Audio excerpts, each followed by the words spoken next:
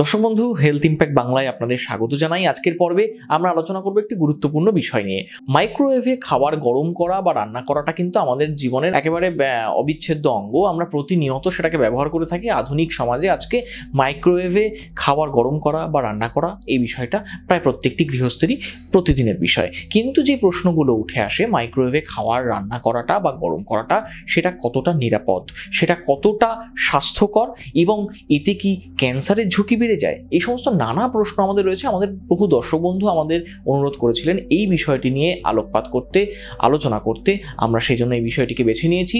মাইক্রোওয়েভে রান্না করা কতটা স্বাস্থ্যকর, কতটা নিরাপদ কিংবা কতটা ভয়ের, সে বিষয়ে আজকে আমরা জানবো। কলকাতা শহরের বিশিষ্ট চিকিৎসক, স্বনামধন্য চিকিৎসক ডক্টর নারায়ণ বন্দ্যোপাধ্যায় আমাদের সঙ্গে রয়েছেন। তার কাছে আলোচনায় যাব, প্রশ্নে যাব। তার আগে বলি, চ্যানেলে যদি নতুন এসে থাকেন চ্যানেলটিকে অবশ্যই সাবস্ক্রাইব করুন, কারণ স্বাস্থ্য সংক্রান্ত নানা বিষয় নিয়ে আমরা প্রতিনিয়ত আপনাদের জন্য আলোচনা করে থাকি। ভিডিওটি শেষ পর্যন্ত থাকবেন, আপনাদের যা যা প্রশ্ন আছে সবকিছুর উত্তর পাবেন আজকের আলোচনায়, সেই আশা করি। ভিডিওটি ভালো লাগলে অবশ্যই লাইক করবেন, কমেন্ট করবেন এবং শেয়ার করবেন। ডাক্তারবাবু, আপনাকে হেলথ ইম্প্যাক্ট বাংলায় স্বাগত জানাই। নমস্কার, আমি ডক্টর নারায়ণ ব্যানার্জি বলছি, কনসালটেন্ট ফিজিশিয়ান। ডাক্তারবাবু, শুরুতেই যে প্রশ্নটি করব, বহু দর্শক বন্ধুরা জানতে চান যে মাইক্রোওয়েভে খাবার গরম করাটা এটা কতটা নিরাপদ, আদৌ কি নিরাপদ, আদৌ কি স্বাস্থ্যকর অভ্যেস? না, এই নিয়ে না প্রচুর প্রচলিত কুসংস্কার আছে যে মাইক্রোওয়েভে খাবার গরম করাটা ভালো না। দুটো তিনটে জিনিস বুঝতে হবে। মাইক্রোওয়েভ যেভাবে কাজ করে, এটা কিন্তু কোনো রেডিয়েশন এক্সপোজার হয় না। এটা একটা ইলেকট্রোম্যাগনেটিক রে এমনভাবে কাজ করে যে সেটা যে জিনিসটা ভেতরে থাকে সেটাকে গরম করে। কিন্তু এটা কোনো রকম ডিএনএর উপর কোনো চেঞ্জ করে না, মলিকুলার লেভেলে কোনো রকম চেঞ্জ করে না। মাইক্রোওয়েভের প্রধান ডিসঅ্যাডভান্টেজ হচ্ছে দুটো। এক নম্বর হচ্ছে ইউনিফর্মলি গরম হয় না, রান্না অবশ্য ঠিক মতো হয়, যেটা মাইক্রোওয়েভ কম্প্যাটেবল রান্না। নাম্বার টু হচ্ছে সেটা যে মাইক্রোওয়েভে গরম করার সময় একটা অসম্ভব বাজে আওয়াজ হয়।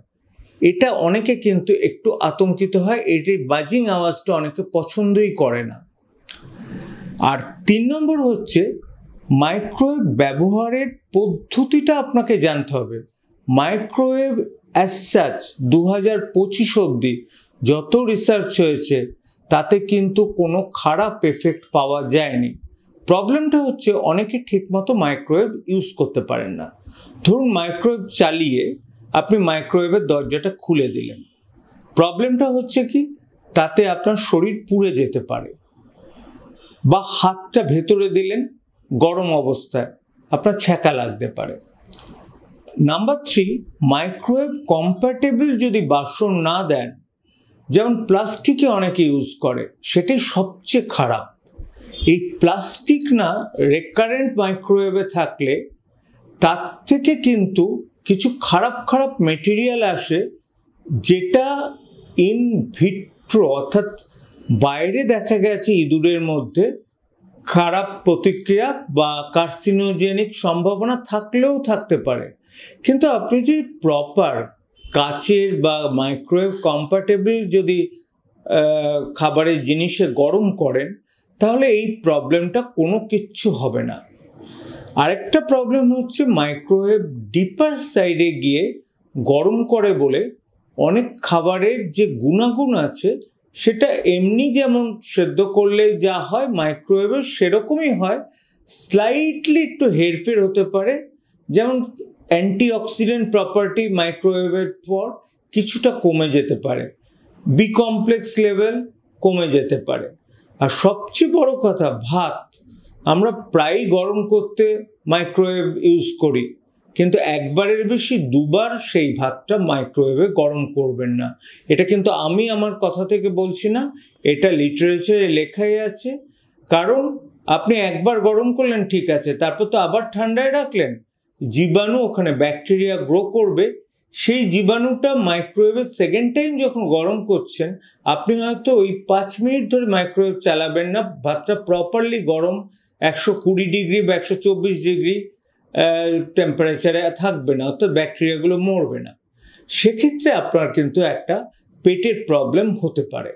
সুতরাং আপনি যদি ইউজ করার পদ্ধতি জানেন, প্রপারলি দেখেন যে মাইক্রোওয়েভের যে বাটিটা ঘুরছে সেটা যদি ঠিকমতো ঘোরে, অনেক সময় সেটা ঘোরে না, তখন কি হয়, একটা অংশই শুধুমাত্র গরম হয়, বাকিগুলো ঠান্ডা থাকে, সে জায়গাটা হয়তো পুড়েও যেতে পারে।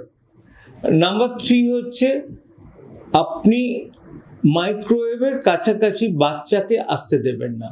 ও কোথায় হাত দিয়ে ফেলবে, সে ইনজিওর্ড হবে। আর আপনি নিজে যখন মাইক্রোওয়েভ বন্ধ করে তারপর মাইক্রোওয়েভ খুলবেন। এই কতগুলো জিনিস একটু বেসিক জিনিস, এগুলো করা খুব ডিফিকাল্ট না।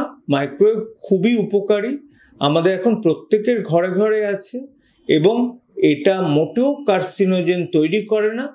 কার্সিনোজেন তৈরি করতে পারে যদি প্লাস্টিকের থালা আমরা ইউজ করি বা বাটি ইউজ করি মাইক্রোওয়েভে গরম করার জন্য, যেটা মাইক্রোওয়েভ কম্প্যাটেবল নয়।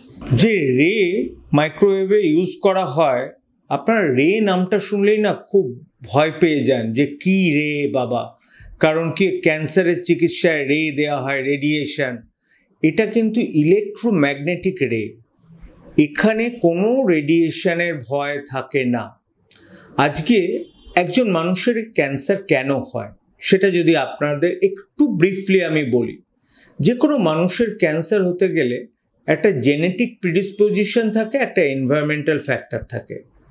করে কি হয়, আমাদের কোষের মধ্যে যে নিউক্লিয়াস আছে, খুব সহজে বলি, নিউক্লিয়াসের মধ্যে না 23 জোড়া জিন থাকে, 23 জোড়া, এবং এক একটা জিন না 26 ফুট লম্বা। সেইটা কয়েল করে ওর মধ্যে ঢুকে বসে থাকে। এবার যদি radiation exposure, not electromagnetic radiation, এমনি রেডিয়েশন, আপনারা ধরুন আপনাকে কোনো রেডিয়েশনে, ধরুন এক্সরেতে আপনাকে কাজ করতে হচ্ছে, এক্সরে রেডিয়েশনে, আপনি এক্সরে টেকনিশিয়ান বা আপনি ফ্রিকোয়েন্ট এক্সরে এক্সপোজার করছেন, ওই ডিএনএ না ক্ষতি হয়, ক্ষতি হয়ে অ্যাবনর্মাল ডিএনএ তৈরি করে, যেটা থেকে কিন্তু অ্যাবনর্মাল সেল প্রলিফারেট করতে পারে। আমাদের জিন 3 রকম হয়, একটা হচ্ছে টিউমার সাপ্রেসার জিন, যেটা ক্যান্সার প্রিভেন্ট করে, একটা টিউমার তৈরি করে, আর একটা নর্মালাইজ করে। সুতরাং এই জেনেটিক চেঞ্জগুলো, অর্থাৎ এই যে বললাম কোষের মধ্যে মাঝখানের গোল হচ্ছে নিউক্লিয়াস, তার মধ্যে 23 জোড়া যে ক্রোমোজোম, সেইগুলো জিন দিয়ে তৈরি, ওগুলো কিন্তু এক্সরে এক্সপোজারে, সিটি এক্সপোজারে রেকারেন্ট হতে পারে, বা রেডিয়েশন এক্সপোজার, এটা কিন্তু ইলেকট্রোম্যাগনেটিক রে আর ওই রে কিন্তু টোটালি আলাদা। সুতরাং মানুষের মনে একটা কুসংস্কার রয়েছে যে এই রে বোধহয় ওই রে, যেহেতু নামটা রে, সুতরাং এটা হয়তো মিউটেশন করতে পারে, হয়তো ক্যান্সার প্রেসিপিটেট করতে পারে। আমার মনে হয় সেখান থেকে এসেছে। একদম। আরেকটা বিষয় যে কি ধরনের খাবার মাইক্রোওয়েভে রান্না করা বা গরম করা উচিত, বা কোনগুলো একটু আমরা যদি মাইক্রোওয়েভকে অ্যাভয়েড করতে পারি তাহলে ভালো হয়, এই সম্পর্কে একটু যদি আপনি বলেন। খাবার তো গরম করতেই হবে না, সে মাইক্রোওয়েভে করুন বা ওপেন আপনি একটা গ্যাসের স্টোভে করুন। ব্যাপারটা হচ্ছে কি, খাবার গরম করার সময় আপনাকে দেখতে হবে রেফ্রিজারেটর থেকে খাবারটা নিয়ে এসে সেটা নর্মাল টেম্পারেচারে এনে তারপর গরম করলেন। আর খাবারটা খারাপ হয়ে গেছে সেই খাবারটা যদি গরম করেন তারপর খেলেন, সেটা খারাপ, সেটা তো পেট খারাপ হবেই। সুতরাং ধরুন ভাত, ডাল, তরকারি আপনি সকালে রান্না করেছেন, আপনি দুপুরবেলা খেতে এলেন, মাইক্রোওয়েভ কম্প্যাটেবলের মধ্যে আপনি ঢুকিয়ে দিয়ে 2 মিনিট হয়তো চালালেন মাইক্রোওয়েভ, ভাত ডালগুলো গরম হলো, আপনি গরম গরম খেলেন, এবার রেখে দিলেন আবার ভাতটা এর পরের জনের জন্য। ওইটা হবে ভুল করা।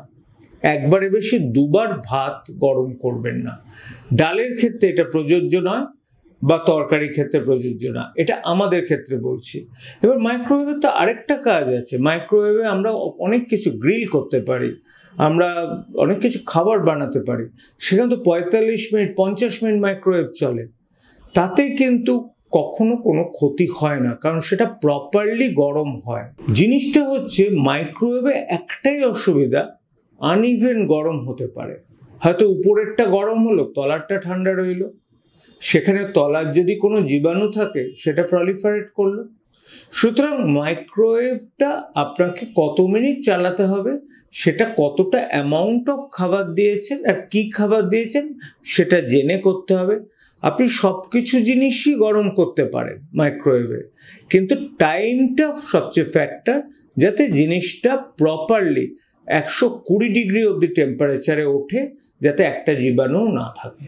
এটা তো অনেক সময় বলা হয় যে যারা অসুস্থ, যারা রোগী, বাড়িতে কোনো রোগী আছেন তাদের খাবার কিংবা শিশু ছোটদের খাবার, যেগুলো একটুখানি আমরা বলি যে যত্ন নিয়ে গুরুত্ব সহকারে তৈরি করা হয়, সেগুলো কি কোনোভাবে মাইক্রোওয়েভ থেকে একটু দূরে রাখা উচিত, নাকি সেই ধরনের কোনো ঝুঁকি থাকে না সাধারণত? না, মাইক্রোওয়েভের থেকে দূরে রাখার ব্যাপার না। যিনি অসুস্থ রোগী তিনি কেন বারবার গরম করা খাবার খাবেন? তিনি ফ্রেশ খাবার খাবেন। বাচ্চাদের ক্ষেত্রেও ইকুয়ালি তাই। দেখুন, আজকাল আমাদের টাইমে কুলোয় না, তাই রোজ কি আপনি বাজার করেন না। আপনি সপ্তাহে একদিন বাজার করে ফ্রিজে রেখে দিলেন। আগে কি হতো? প্রতিদিনের বাজার হতো, সেটা কোটা হতো, রান্না হতো, গরম গরম খেতেন। সেটা হচ্ছে সবচেয়ে হাইজিনিক। কিন্তু আমরা এখন ব্যস্ত হয়ে পড়েছি আমাদের লাইফ নিয়ে, আমাদের সময় নেই। সপ্তাহে একদিন আমরা বাজার করি, রান্না করি সপ্তাহে 2 দিন, বাকিটা রেফ্রিজারেটরে রেখে দিই, একটু করে নিই, গরম করি, খাই।